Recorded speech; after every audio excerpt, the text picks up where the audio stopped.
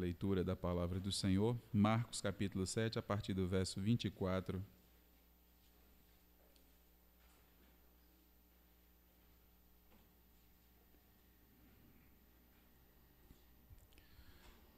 Diz assim a palavra do Senhor: Levantando-se, partiu para as terras de Tiro e Sidom. Tendo entrado numa casa, queria que ninguém o soubesse. No entanto, não podia ocultar-se, porque uma mulher, cuja filhinha estava possessa de espírito imundo, tinha ouvido a respeito dele. Veio e prostrou-se-lhe aos pés. Essa mulher era grega, de origem cirofenícia, e rogava-lhe que expelisse de sua filha o demônio. Mas Jesus lhe disse: Deixa primeiro que se fartem os filhos, porque não é bom tomar o pão dos filhos e lançá-lo aos cachorrinhos. Ela, porém, lhe respondeu: Sim, Senhor, mas os cachorrinhos, debaixo da mesa, comem das migalhas das crianças. Então lhe disse: Por causa dessa palavra, podes ir, o demônio já saiu da tua filha. Voltando-se ela para casa, achou a menina sobre a cama, pois o demônio a deixara. De novo se retirou das terras de Tiro e foi por Sidom até o mar da Galileia, através do território de Decápolis. Então lhe trouxeram um surdo e gago e lhe suplicaram que impusesse as mãos sobre ele. Jesus, tirando-o da multidão à parte, pôs-lhe o dedo nos ouvidos e lhe tocou a língua com saliva. Depois, erguendo os olhos ao céu, suspirou e disse: Éfatá, que quer dizer, abre-te. Abriram-se-lhe os ouvidos e logo se lhe soltou o empecilho da língua. E falava desembaraçadamente, mas lhe ordenou que a ninguém o dissesse.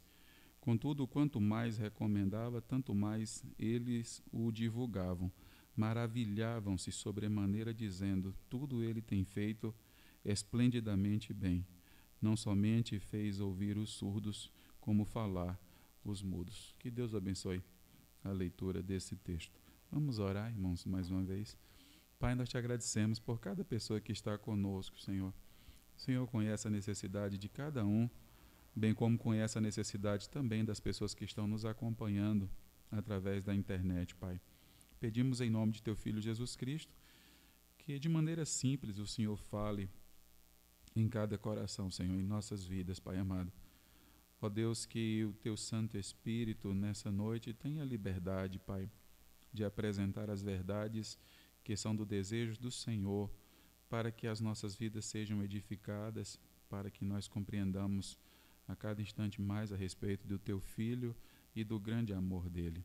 Bendito Deus, fala aos nossos corações, nós precisamos ouvir a Tua voz, Pai. Clamamos ao Senhor em nome de Teu Filho Jesus Cristo. Amém. Os irmãos podem se sentar.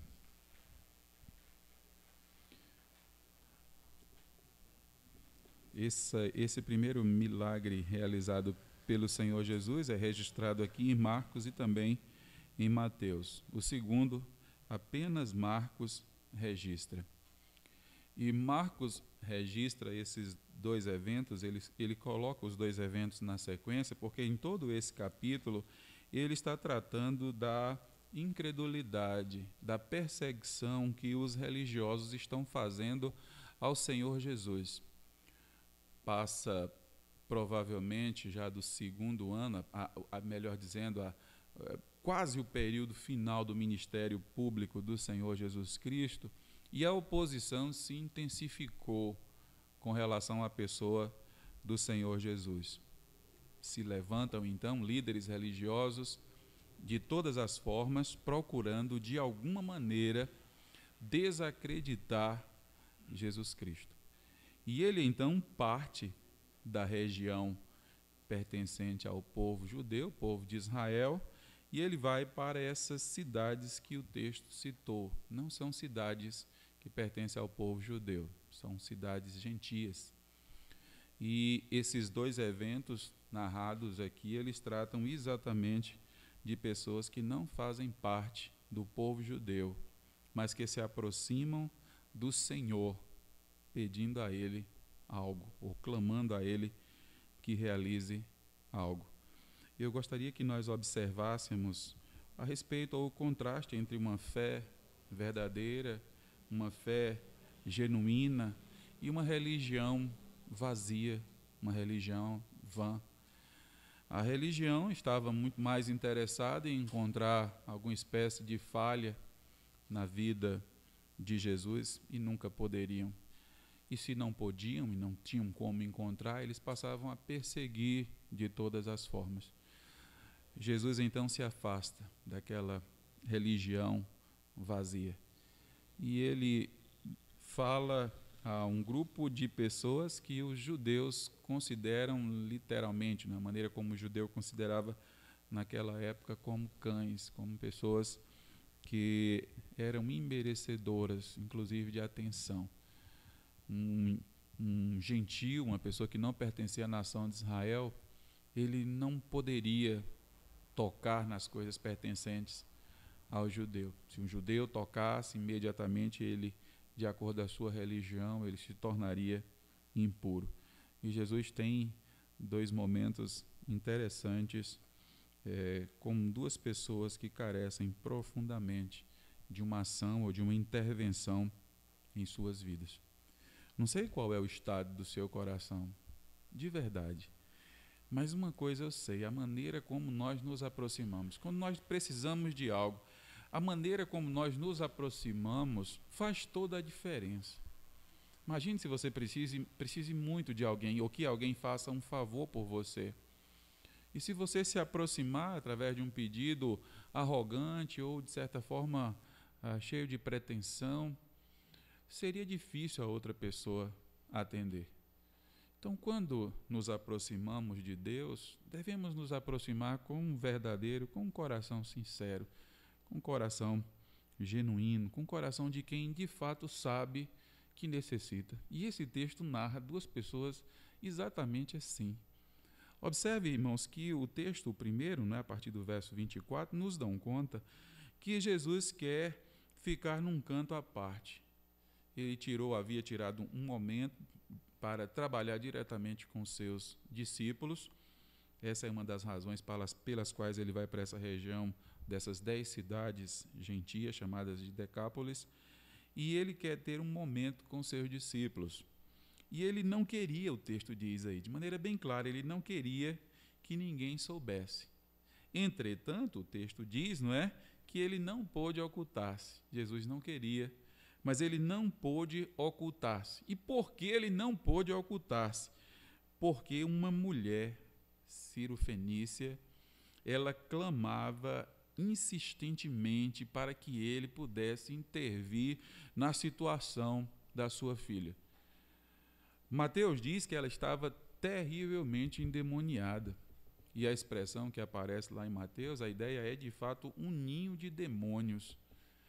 Ela estava possessa, aquela filha, aquela jovem estava possessa, repleta de demônios.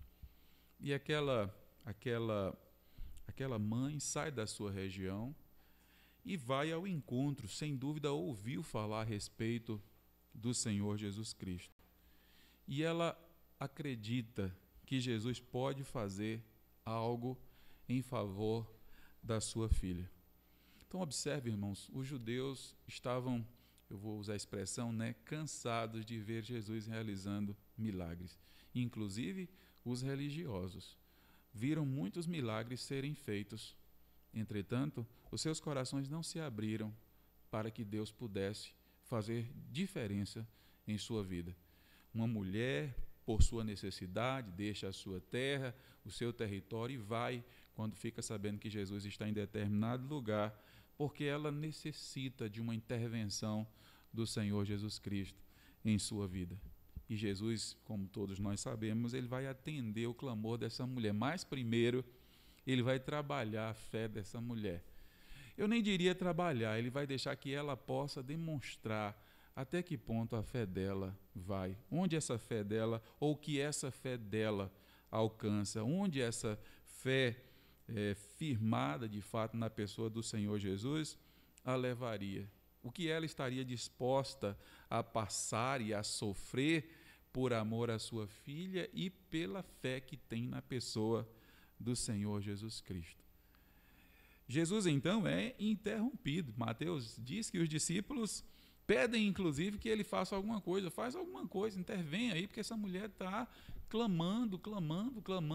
Faz alguma coisa aí logo, resolve a situação, demonstrando que eles não estavam, de certa forma, nem preocupados com a mulher. Eles queriam se ver livres daquela situação, da insistência daquela mulher.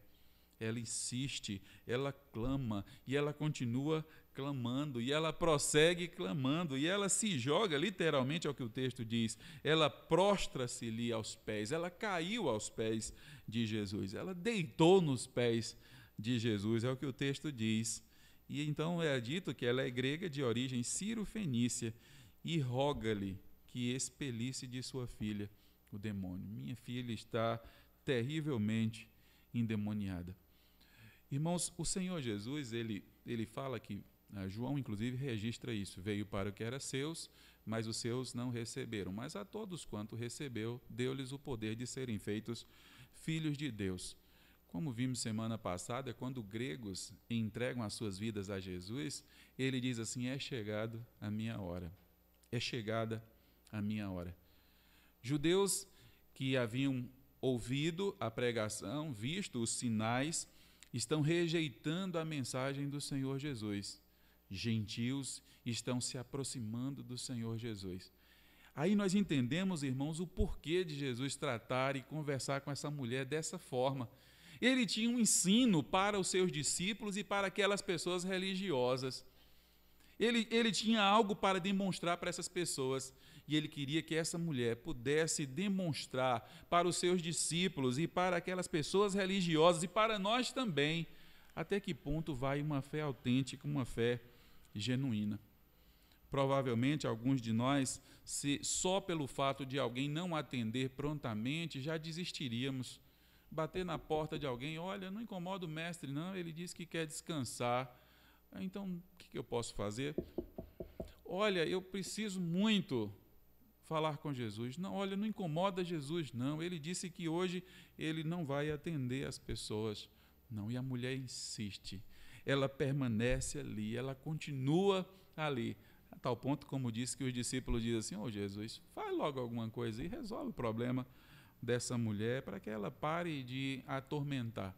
E Jesus então passa a dialogar com aquela mulher. Olha, mulher, não se pode pegar os pães, o pão que está na mesa, e jogar para os cachorrinhos.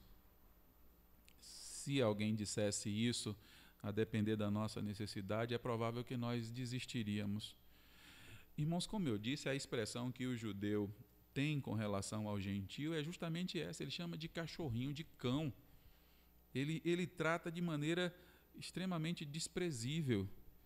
Mas Jesus não está de indicação para aqueles que são filhos de crente e estão afastados do caminho do Senhor, rejeitando a mesma mensagem que alguém rejeita, outro pega para si e diz que bênção, que coisa extraordinária, que Deus poderoso, que Deus gracioso. Ele diz, mulher, a minha obra não está terminada entre o povo judeu.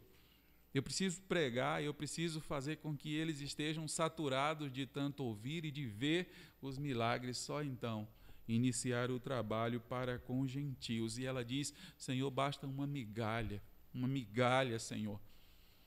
Não existe problema, por mais difícil que enfrentamos, que Jesus não possa socorrer.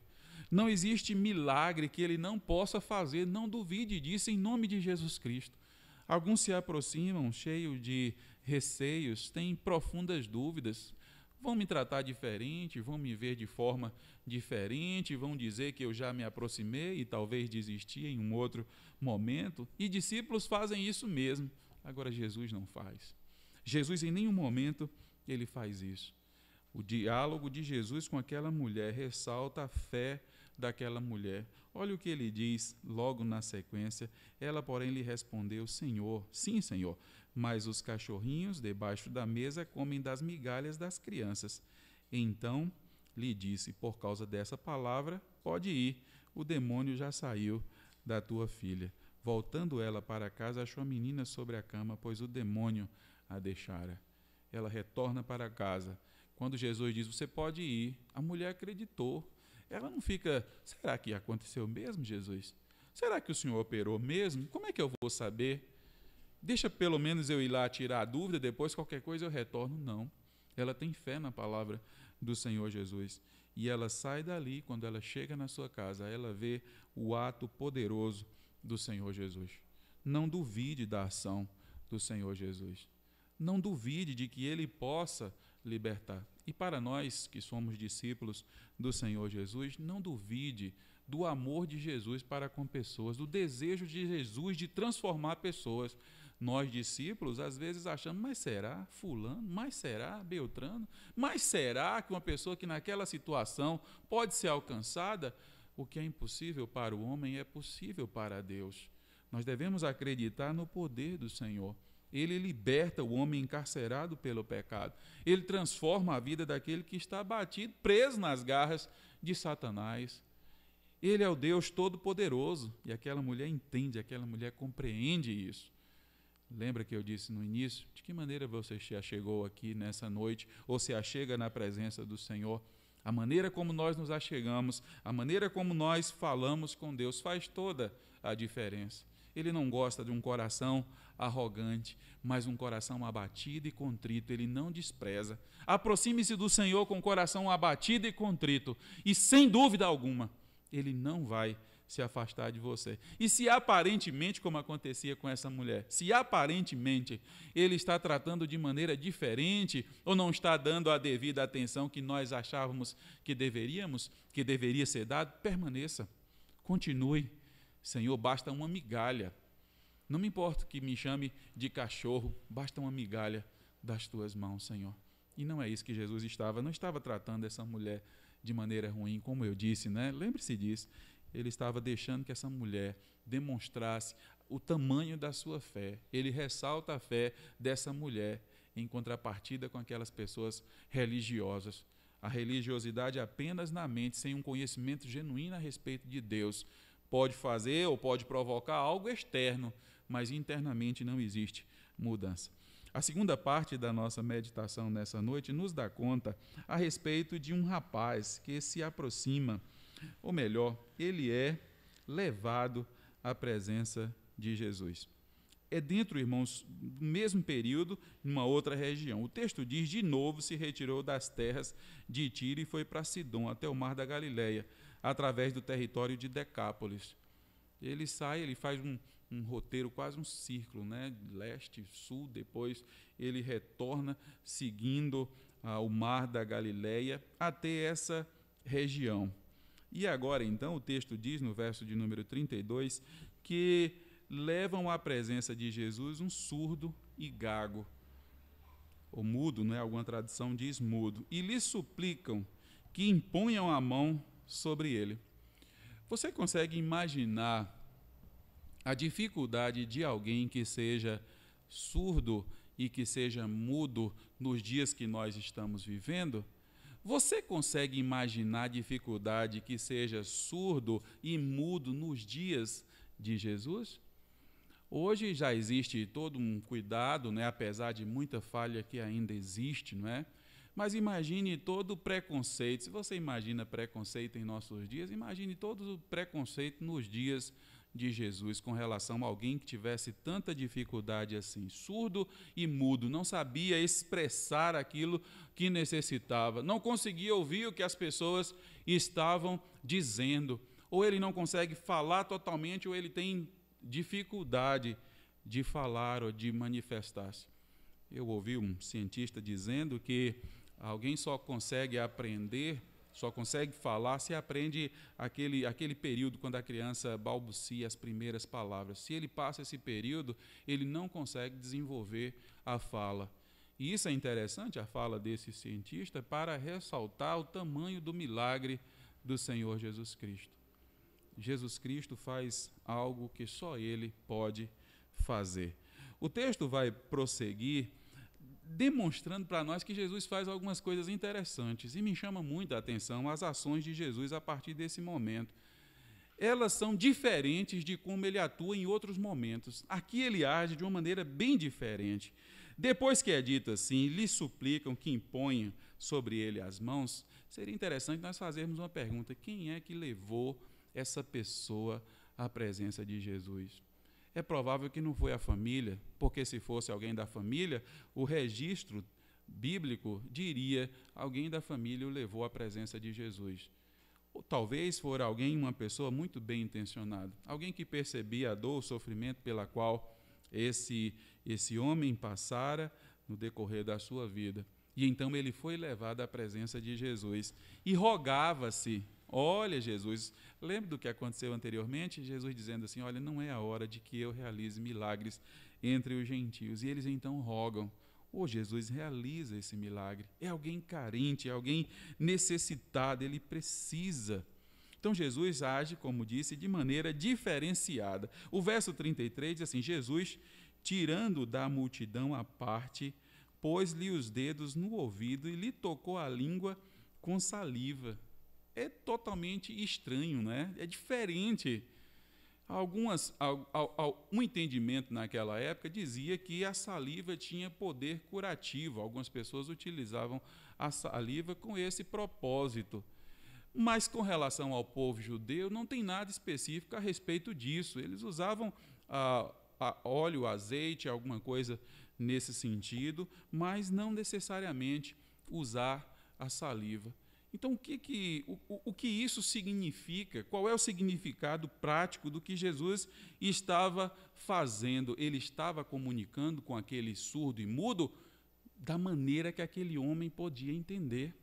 Ele toca no ouvido: eu tenho algo para fazer por você. Por que você veio aqui? Talvez você nem está entendendo o que está acontecendo. Ele toca no ouvido. Ele leva à parte, porque a multidão incomoda pessoas assim. Um grupo maior de pessoas incomoda alguém que tem problema, ele precisa ficar à parte, ele precisa ficar um pouco mais tranquilo. Perceba o cuidado de Jesus e a atenção de Jesus para com pessoas que em nossos dias são chamadas de especiais, mas naquela época eram desprezadas pela sociedade de forma geral. Jesus toca da maneira que aquele homem possa entender. Ele o leva para um ambiente que seja tranquilo. Ele toca na língua, dizendo assim, da maneira que aquele homem pode entender: eu tenho algo que eu posso fazer, eu tenho algo que eu possa realizar. Esse é Jesus, irmãos. Isso é Jesus. Nós muitas vezes falamos de Jesus. O texto sagrado, ele nos revela a essência da pessoa do Senhor Jesus. Ele não é um Jesus distante, longe, avesso, que não está interessado em nossas ações. Ele está interessado, ele está próximo. Ele se esforça para o bem daqueles que o procuram. Se você veio nessa noite à procura de Jesus, você acredita por um só instante que ele não está prestando atenção em você? Pode ser que todos aqui não estejam, mas ele está. Ele sabe perfeitamente a angústia que está no seu coração. Ele sabe perfeitamente o que você entende e o que você não entende. Ele toca no ouvido daquele homem, ele leva a parte, ele toca na língua: eu tenho algo para fazer para você. Ele se comunica de tal maneira que aquele homem possa entender. O que vai se seguir, irmãos, também, mais uma vez, de maneira diferente da ação normal de Jesus, mas talvez como uma forma de ressaltar o que ele tem para fazer para aquele homem. Não tem uma outra explicação. O texto diz aí: depois, erguendo os olhos ao céu, suspirou e disse: Efatá. Imagina, toca na língua, na saliva, toca na língua daquele homem. E depois, os irmãos viram no texto anterior, ele disse: mulher, retorna, com base na tua palavra, na tua fé, você pode retornar. Tua filha o demônio já saiu da tua filha. E quando ela chega lá, ela constata isso. Mas aqui não, aqui ele age de maneira toda especial. Por quê? Porque ele está diante de uma pessoa toda especial, que necessita de um contato especial, de uma ação especial, para que ele possa compreender aquilo que está acontecendo com ele. Esse é Jesus. Ele então, olha o que o texto diz, O texto diz: suspirou. Que coisa que isso significa, Qual é a ação disso? E então ele diz: efatá, que é uma expressão que apenas quer dizer: abre-te. e abriram-se-lhe os ouvidos, e logo se lhe soltou o empecilho da língua, e falava desembaraçadamente. Não havia mais nenhum empecilho. Não precisou passar pelo fonoaudiólogo para depois melhorar a dicção, a pronúncia. Os milagres de Jesus são plenos. Aquele homem que não ouvia, que não compreendeu, que não balbuciou, que não utilizou as primeiras palavras, que por não ouvir, sem dúvida, não havia como ter aprendido, mas naquele momento ali com Jesus, a sua vida é totalmente transformada. Jesus atuou à medida da que aquele homem poderia plenamente entender. O empecilho sai e desembaraçadamente. Irmãos, eu já falei isso aqui, eu só aprendi o que isso aqui significa porque Deus me deu uma filha autista. Eu só aprendi por causa disso. Não tinha como eu aprender se não fosse assim. É exatamente o que é descrito no texto. Em determinados momentos, se tem muitas pessoas, ela precisa sair à parte. Se você vai fazer alguma coisa, ela precisa perceber aquilo que você vai fazer. Ela tem que ter confiança no que você vai fazer para que ela possa aceitar o que você tem para fazer. Então eu sei perfeitamente, pela prática na minha vida, de que Jesus estava fazendo aquilo daquela forma por causa daquele homem. Jesus estava agindo assim. Aí você deve perguntar-se assim, se Jesus trata sim aquele homem, de que maneira ele me trata? Se Jesus trata sim aquele homem e aquela mulher que eram considerados cães pelos gentios, de que maneira ele me trata? Qual é o tamanho do amor de Jesus para comigo? E aí eu quero dizer para você, o que tem te impedido de aproximar-se de Jesus Cristo? Que eu vou dizer para você, não existem empecilhos para ele. Pode haver empecilhos para discípulos, pode haver empecilho para multidão, pode haver empecilhos para religiosos. Para Jesus, não. Aproxime-se de Jesus pela fé. Fé genuína, fé verdadeira, não fé da boca para fora. Fé genuína no Senhor Jesus e veja a ação do Jesus Cristo em sua vida, a forma como Ele liberta e a forma como Ele transforma. E encerrando, eu iniciei dizendo que o texto é apresentado por Marcos como um contraste entre pessoas religiosas e uma fé vazia, pessoas simples, nem aceitas pelo judaísmo de forma geral e até pelos próprios discípulos de Jesus, mas com uma fé autêntica. E a pergunta interessante para nós todos, quem somos nós nessa história? Meros religiosos, com uma fé vazia, ou pessoas que, por mais simples que sejam, demonstram uma fé autêntica e um desejo sincero de conhecimento na pessoa de Jesus Cristo? Se você é a pessoa que quer ou que tem esse desejo sincero, aproxime-se dele pela fé, em nome de Jesus Cristo. Confesse os seus pecados nessa noite e peça perdão a ele. Oh Deus, tenha misericórdia de minha vida, Senhor.